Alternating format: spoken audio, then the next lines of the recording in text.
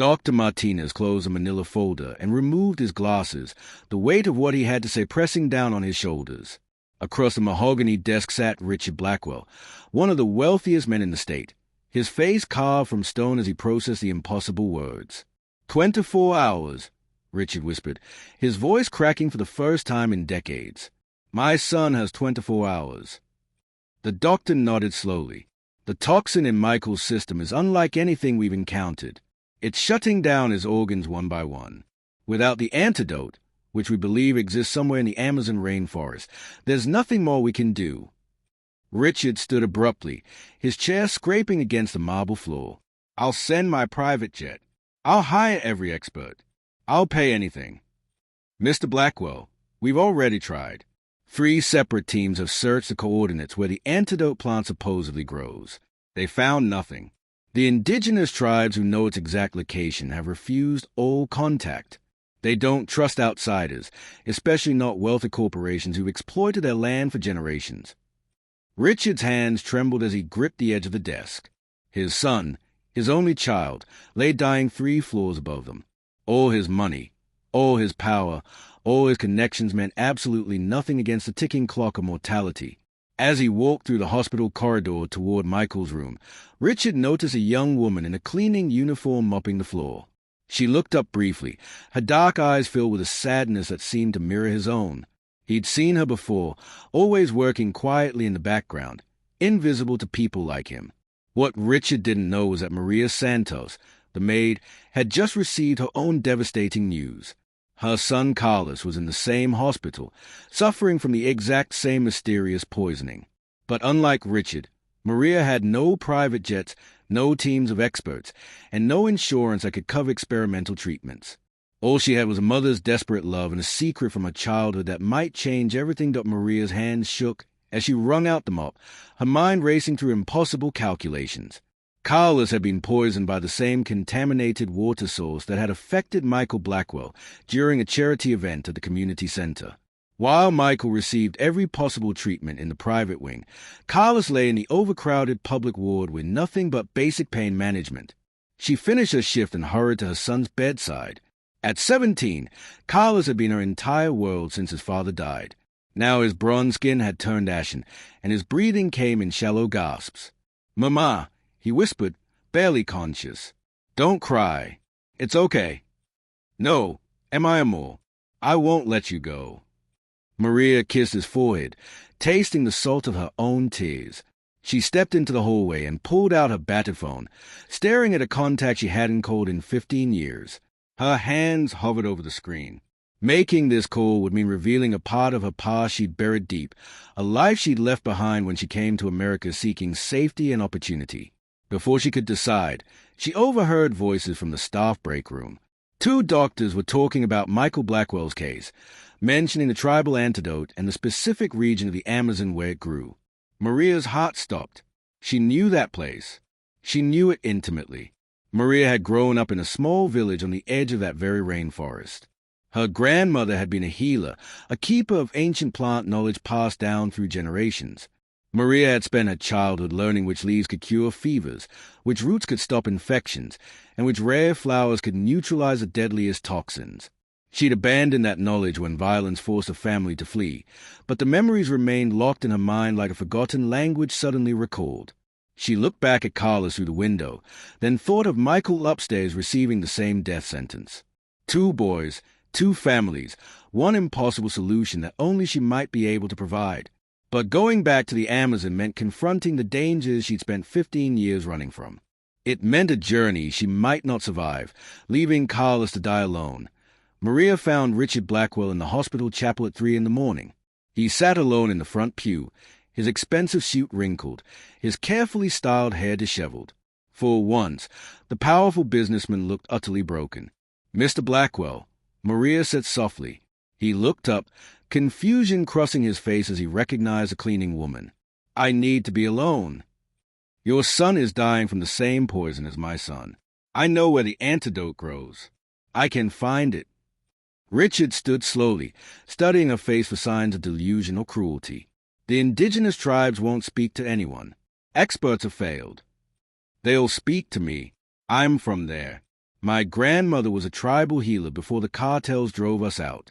I know the mountain paths, the hidden valleys, and the people who protect them, but I need your help to get there in time."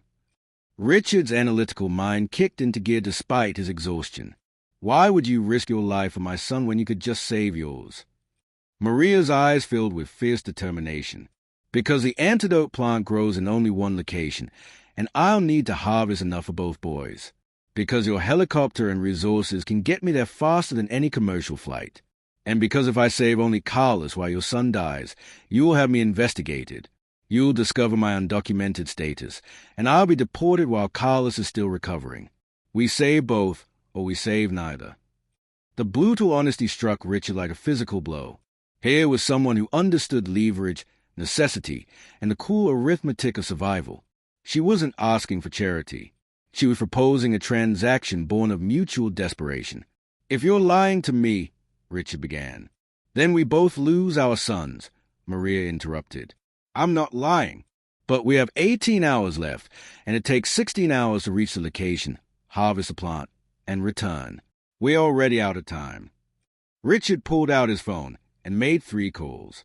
Within 20 minutes, his private helicopter was being fueled. His head of security assembled an emergency team. His personal physician prepared mobile medical equipment for the journey. As dawn broke over the city, Maria and Richard stood on the hospital roof beside the waiting helicopter, 2 parents from completely different worlds united by the only thing that truly mattered. The rotor blade began to spin, and Maria whispered a prayer in Spanish, hoping the jungle would remember her and that her grandmother's spirit would guide them to salvation. The helicopter descended into a clearing barely large enough to land, surrounded by dense rainforest that seemed to swallow all sound except the deafening roar of insects and birds. The moment Maria's feet touched the muddy ground, memories flooded back with visceral intensity. She could smell the same wet earth, feel the same oppressive humidity, hear the same distant howl of monkeys that had filled her childhood. "Stay close and stay quiet," Maria commanded Richard and his 2-man security team.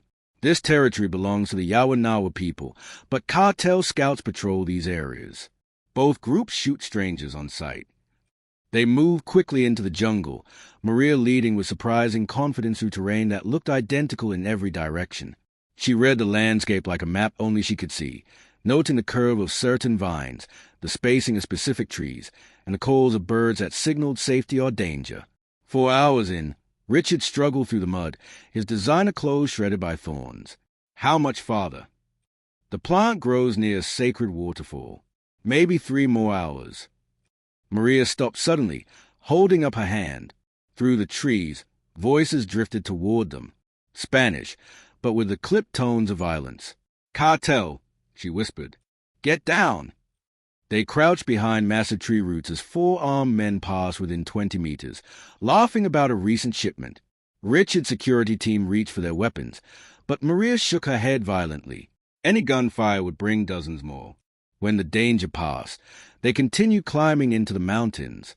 The air grew thinner, and Richard's expensive watch showed they had only 8 hours remaining.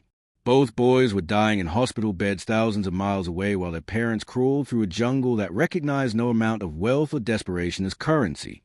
Finally, Maria heard it, the distant thunder of falling water. She began moving faster, ignoring the scratches and exhaustion. They emerged onto a cliff overlooking a spectacular waterfall that plunged into a crystal pool surrounded by moss-covered rocks.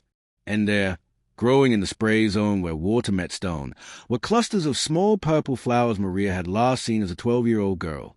But between them and the flowers stood 3 tribal warriors with drawn bows, their faces painted for war. The leader spoke in a dialect Maria had almost forgotten, words her grandmother had taught her in secret. "State your purpose, daughter who abandoned her people when they needed her most."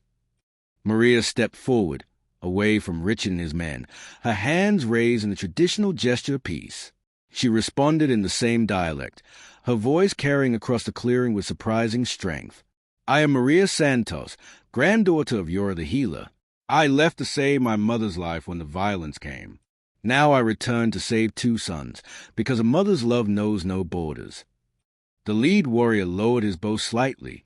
"Yora spoke of you before she died. She said you would return when the jungle called you home." He gestured toward the purple flowers. The antidote plant is sacred. We allow no one to harvest it without offering something of equal value. What can you possibly give us? Maria thought of Carlos's smile, of the life she'd built cleaning hospital floors so he could attend school and dream of college. She thought of her grandmother's weathered hands, teaching her which plants healed and which killed. Then she looked at Richard, seeing not a wealthy businessman, but simply another terrified father. I offer knowledge. My grandmother taught me the healing ways before I left. I can teach your young healers what she knew, the remedies that might be forgotten, and I offer connection. Mr. Blackwell owns medical companies. He can ensure your tribe receives proper health care without exploitation, supplies without strings attached. We can build a bridge between your world and ours that honors both. Richard stepped forward, finally understanding what Maria had known all along. This wasn't about money or power. It was about respect, reciprocity, and the ancient human contract of mutual aid. I give my word, Richard said through Maria's translation. Your tribe will have autonomous access to medical resources. No strings, no corporate exploitation. Just help, given freely, because that's what decent people do for one another. The warrior studied them both for a long moment, then nodded. Harvest what you need. But you, daughter of Yura, must return within 1 year to fulfill your promise. Maria's hands worked quickly, gathering the flowers and roots exactly as her grandmother had taught her, while Richard's physician preserved them in specialized containers. They had 3 hours to reach the helicopter and 5 hours of flight time back to the hospital. The math was brutally tight. The journey back was a desperate blur of running and stumbling, but they made it. As the helicopter lifted off, Maria watched the jungle recede below, knowing she would return to honor her promise. 14 hours after leaving, they burst into the hospital. The antidote was prepared and administered simultaneously to both boys. Maria held Carlos's hand while Richard gripped Michael's, 2 parents watching and praying as medicine older than civilization itself fought to reverse modern poison. Slowly, color returned to both young faces. Breathing steadied. Heart strengthened. As dawn broke over the city once again, both boys opened their eyes. Richard found Maria in the hallway afterward, tears streaming down both their faces. Thank you was all he could manage. Maria smiled through her exhaustion. Thank you for giving me a reason to remember who I was before I became invisible. 2 families, forever changed, bound together by the truth that love and courage recognize no boundaries of wealth or status, and that sometimes the most powerful person in any room is the one everyone overlooks.